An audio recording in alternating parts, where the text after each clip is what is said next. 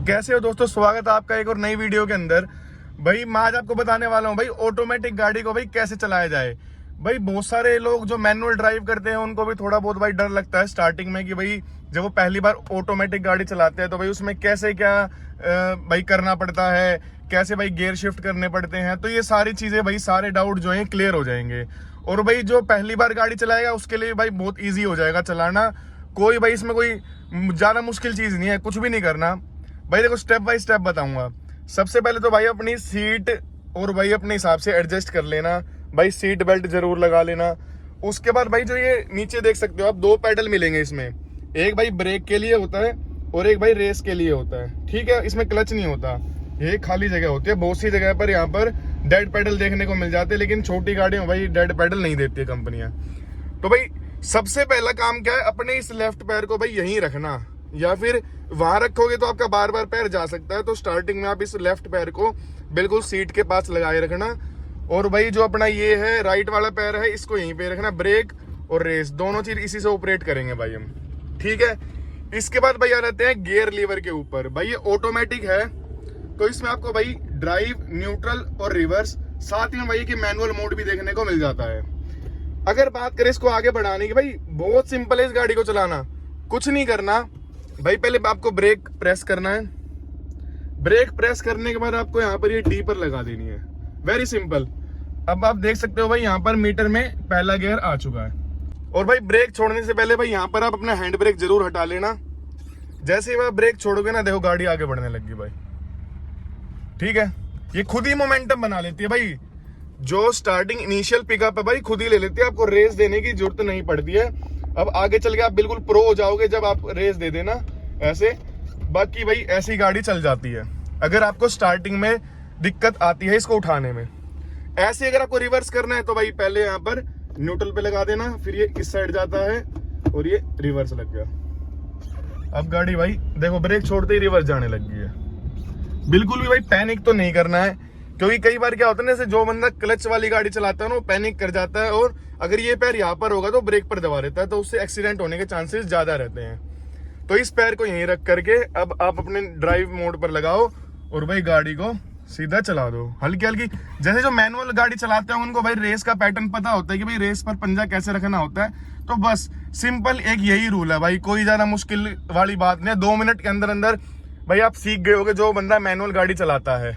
ठीक है, और भाई जो पहली बार गाड़ी चला रहा है भाई वो थोड़ी गाइडेंस में चलाना, बाकी आप चला सकते हो, ऐसी कोई बड़ी बात नहीं। भाई बहुत सारे भाइयों के दिमाग में ना एक क्वेश्चन उठता है, जैसे भाई मान लो कि भाई कोई छोटा बच्चा है।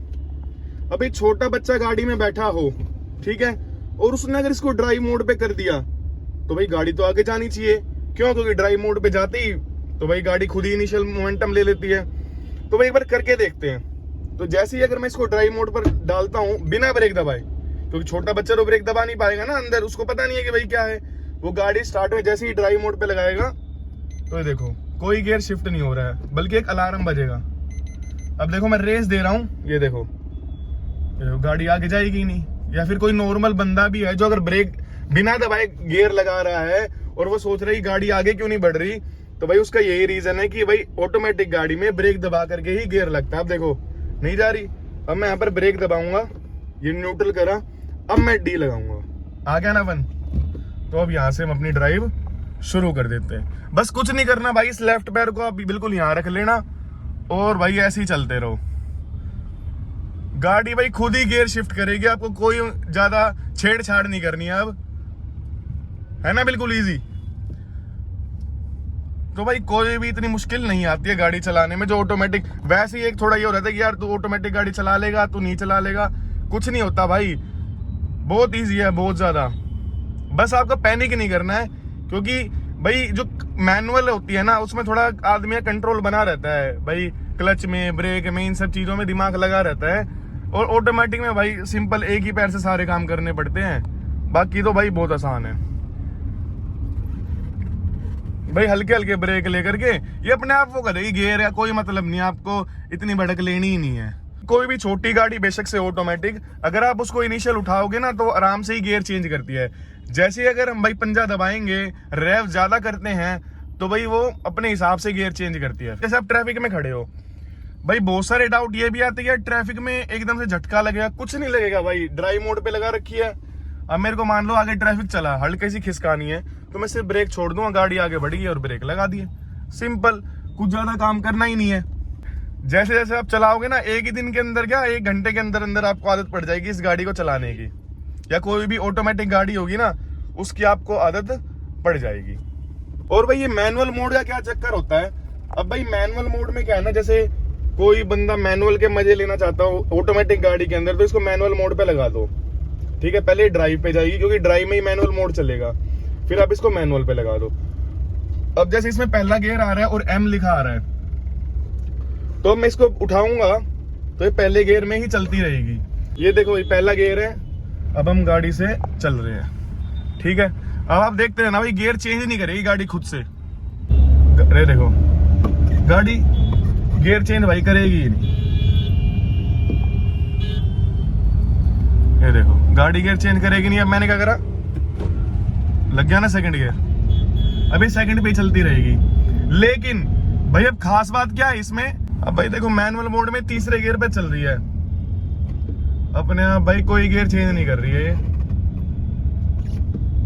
लेकिन इसकी खास बात ये होती है, अब देखो मैनुअल मोड में थी और मैंने भाई स्पीड कम करी ना, इस गाड़ी ने अपने आप गियर डाउन कर लिया। तो भाई इस मैनुअल मोड के अंदर भाई गाड़ी डाउन तो कर सकती है गियर, लेकिन भाई जो गियर अप करने होंगे वो भाई अपने खुद करने पड़ेंगे।